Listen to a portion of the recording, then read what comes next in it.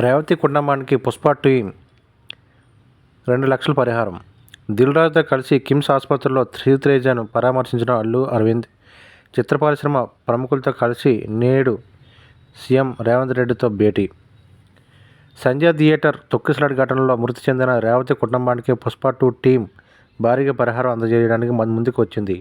ఈ ఘటనలో గాయపడిన సికింద్రాబాద్ కిమ్స్ ఆసుపత్రిలో చికిత్స పొందుతున్న శ్రీతేజను అల్లు అరవింద్ బుధవారం ఎఫ్డీసీ చైర్మన్ దిల్ రాజుతో కలిసి పరామర్శించారు.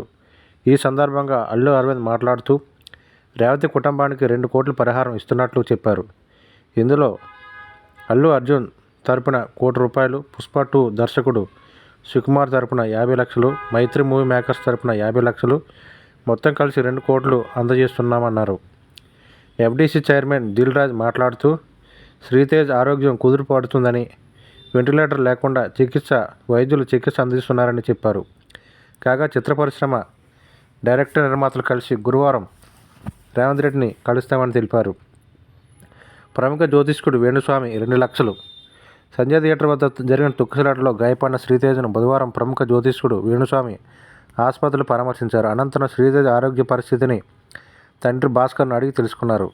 ఈ సందర్భంగా వేణుస్వామి 2 లక్షల చెక్కును భాస్కర్కు అందజేశారు.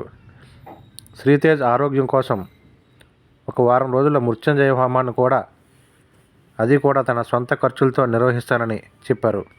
ప్రస్తుతం హీరో అల్లు అర్జున్ జాతకం ఏం బాగోలేదని ఆయన తెలిపారు.